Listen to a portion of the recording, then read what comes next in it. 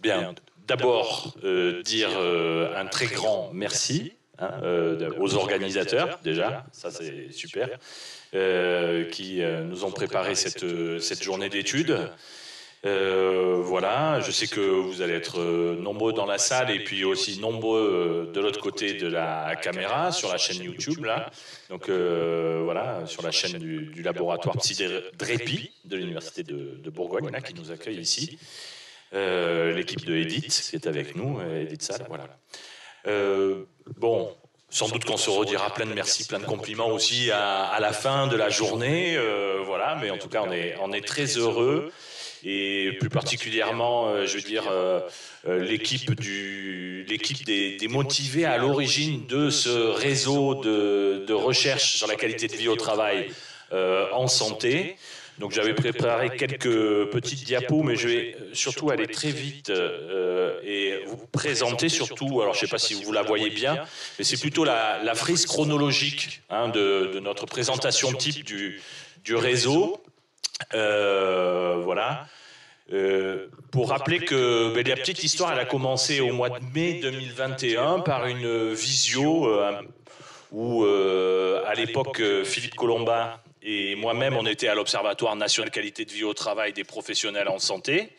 Voilà, avec dans le cadre de la stratégie nationale sur le prendre soin des soignants, qui revient encore aujourd'hui sous d'autres formes dans les choix du ministère de la Santé. Et donc, on avait constitué un groupe de motivés, on s'appelait un peu comme ça, c'est-à-dire les gens qui avaient envie de faire bouger les choses sur le plan de la recherche, en fait, et de la production de connaissances, de la valorisation des connaissances scientifiques sur la qualité de vie au travail et les risques psychosociaux à l'endroit des professionnels de santé, parce qu'on se rendait bien compte, on n'avait pas attendu le Covid pour se rendre compte de l'impérieuse nécessité finalement à la fois d'agir, mais aussi de transférer nos connaissances vers les milieux professionnels, vers les praticiens, et finalement de trouver un espace de parole, un espace de discussion. Vous savez que dans la qualité de vie au travail, on aime beaucoup les espaces de parole et de discussion. Et donc, on voulait créer cet espace aussi de dialogue entre chercheurs, mais entre chercheurs et praticiens. Voilà, d'être cet espace de ressources. Voilà, donc on a travaillé petit à petit. De manière informelle, on a eu une première journée d'études à Lyon en mars 2022. Finalement, de cette première visio, on est passé à une organisation concrète avec une trentaine de chercheurs de différents laboratoires de recherche. On visait la pluridisciplinarité et on a été accueillis à Lyon par la chaire Valeurs du soin de Didier Vinot, là, qui vient d'arriver, qui est notre trésorier maintenant. Voilà, qui est professeur en management.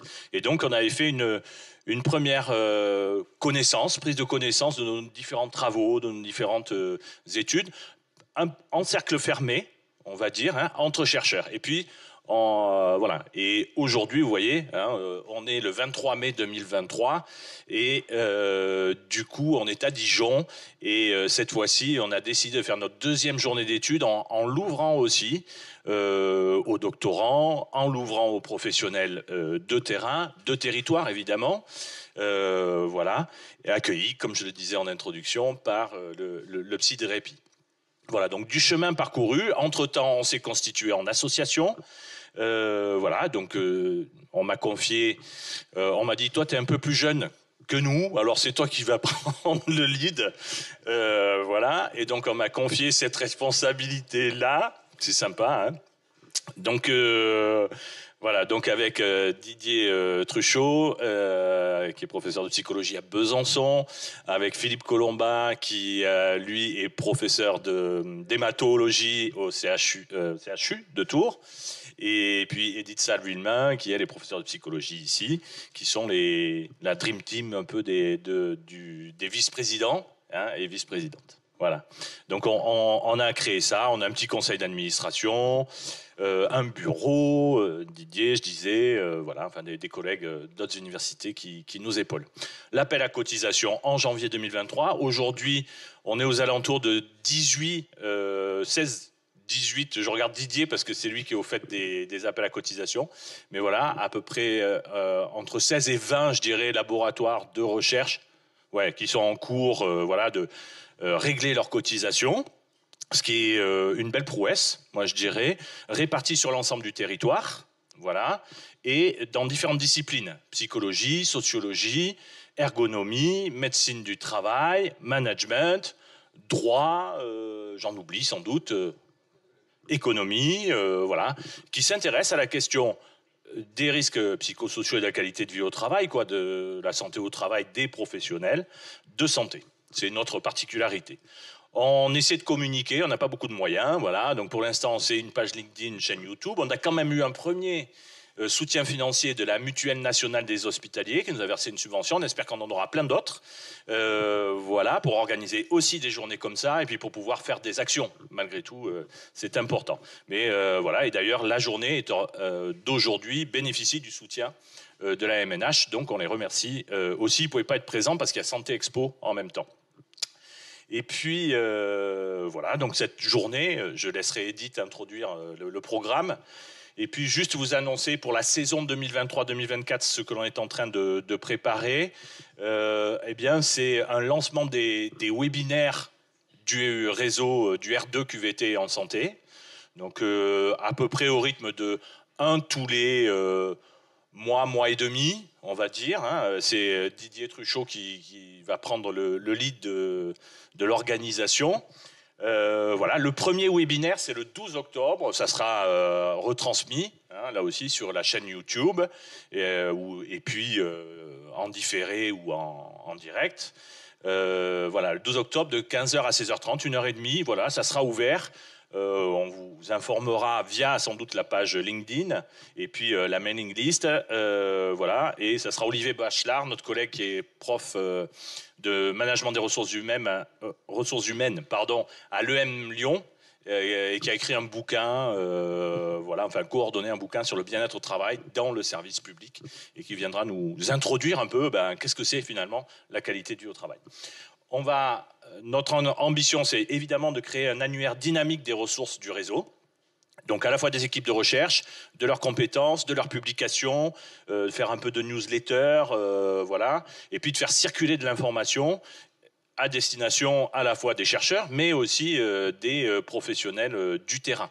Voilà, pour qu'il y ait cet aller-retour, cette translation, comme on dit, de la recherche. Et puis, je signale aussi quand même que sur le plan aussi plus académique, à mettre à l'actif aussi de ce réseau, on organise une session, ce qu'on appelle un track, qualité de vie au travail des professionnels en santé, une session particulière au congrès de la GRH, de l'association francophone de gestion des ressources humaines, donc qui est l'association académique des profs de gestion des ressources humaines, à laquelle j'appartiens, en Corse, ça sera sympa aussi, et ça sera co-animé par le réseau QVT aussi en santé, par deux collègues, une de Montpellier et une de Aix-Marseille, qui appartiennent au réseau et qui feront ça. Voilà à peu près ce que je voulais dire sur ce réseau. Voilà, il s'adresse aux chercheurs, mais pour l'adhésion, hein, c'est ça que je pourrais dire, c'est quand même un réseau de recherche, de chercheurs, voilà, pluridisciplinaire, mais il s'adresse aussi quelque part dans sa cible de production, de ce qu'il peut faire. Il s'adresse aux professionnels de santé, aux référents QVT des ARS, aux chargés de mission QVT dans les établissements sanitaires, médico-sociaux, qui ont envie de, évidemment, faire avancer la question du travail, des conditions de travail et de leur amélioration. L'actualité nous rappelle aussi toute l'importance de ces conditions de travail, voire des conditions de sécurité au travail, hein, avec cette infirmière pour laquelle j'ai une pensée qui est décédée suite à une agression ce matin, qui est décédée ce matin suite à une agression hier ou avant-hier à l'hôpital de Reims. Et voilà, évidemment, notre cause, notre grande cause, ça reste quand même les professionnels de santé. Voilà, et que ça aille mieux, quoi. Voilà ce que je voulais dire. Je vous souhaite une bonne journée